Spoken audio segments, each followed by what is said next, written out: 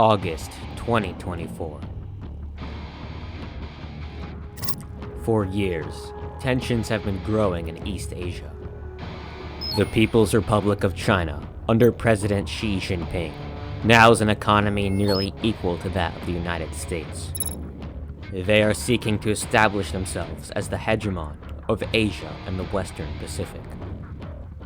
China has worked to advance its interests on every frontier, leading to the largest military buildup in human history. Most significantly, in the Taiwan Strait, China has been building its capability to invade the democratic island of Taiwan. For the past 4 years, there has been an exponentially growing American military presence in Taiwan.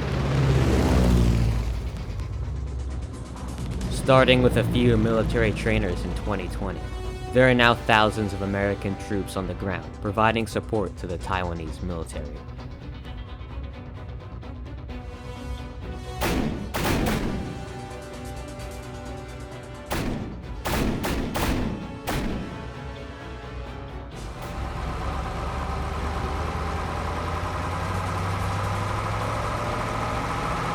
This has all been humiliating to the Communist Party of China, which has constantly walked back on threats to attack Taiwan if America increased their support for the island democracy. Now, Chinese intelligence operatives have uncovered plans to station American troops and defensive equipment on several of Taiwan's islands in the strait. Upon hearing this, President Xi Jinping called an emergency meeting with the Politburo Standing Committee to decide what to do. Wang Huning, one of Xi's closest allies, urged immediate action. He said the Communist Party would not be taken seriously if they failed to act. Some men, such as Li Keqiang, urged caution. Li argued that it would be a bad idea to provoke America so close to a presidential election. He urged Xi to wait until the future was more certain before making any moves. Another one of Xi's close allies, Wang Qishan, argued exactly the opposite. He argued that since they were so close to an election, the American president would not take any unilateral actions that could jeopardize his re-election. Qishan proposed a limited assault against some of the small islands in the Taiwan Strait. He claimed that this attack would be too small and insignificant for the US or Taiwan to risk a war over, especially during election season, but that this would ensure China's future dominance in the Taiwan Strait. President Xi agreed.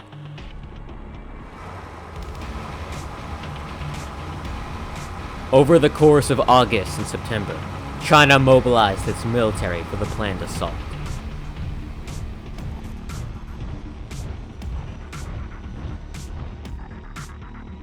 Hundreds of planes and helicopters were relocated to air bases near the Fujian coast. Chinese vessels gathered in the Strait of Taiwan. Amphibious assault vehicles were prepared, with some civilian ships being commandeered to assist in the movement of troops. At the same time, the Chinese Air Force made unprecedented incursions into Taiwan's air defense identification zone. The American media quickly learned of the Chinese movements. It was widely believed that this was all an attempt by China to intimidate the people of America and Taiwan ahead of the presidential election. Few took the threat of war seriously.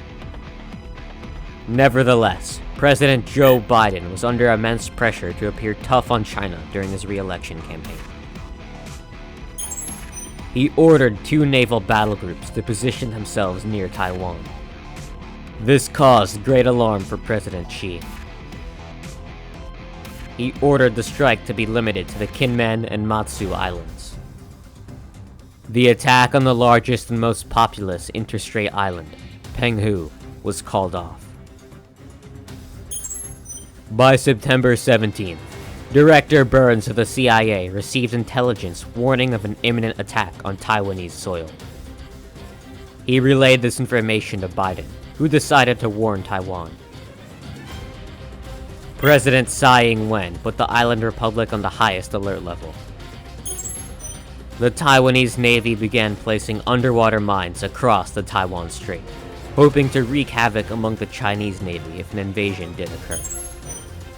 News of Taiwan's mobilization soon spread throughout the American media. Fears arose that a war was about to occur. On September 24th, Biden addressed the nation. He claimed that China's actions were meant to intimidate the American people, and that there was no genuine threat of a war. He promised to resolve the situation for diplomacy, and that he would not send America's sons and daughters to fight another war anytime soon. Both anti-war and anti-China demonstrations soon spread throughout the United States. On October 7th, the main Chinese invasion force departed the cities of Fuzhou and Xiamen. Their goal was to rapidly overwhelm the Kinmen and Matsu Islands in a day, which they believed would not provoke any military retaliation by Taiwan or the United States. Chinese artillery and missiles pounded Taiwanese defenses on Kinmen.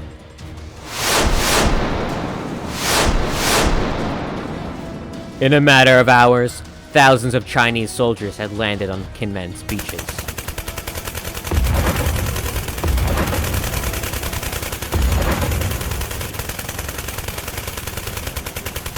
At the same time, the Chinese Air Force began dropping bombs on Matsu.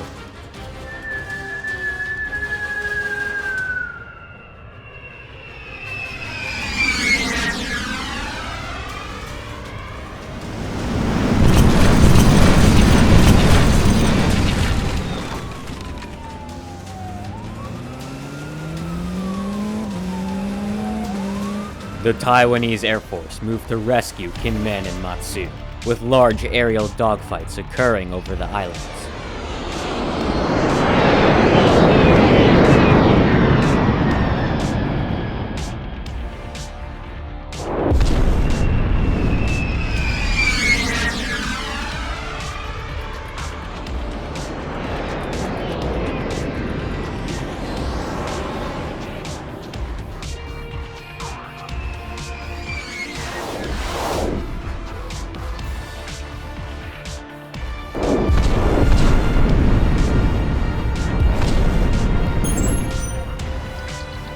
The situation soon began to escalate. Towards the south, a Taiwanese submarine downed several civilian Chinese ships that were believed to be carrying troops to Process Island.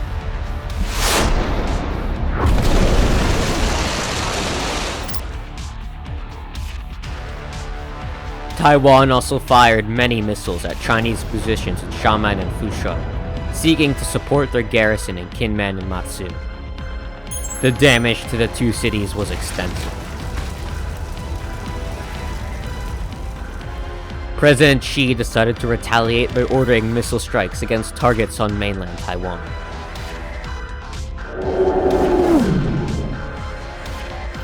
Several American troops were killed in these attacks. China's hope of a limited war turned out to be a complete failure. There were two naval battle groups in the area that could support Taiwan.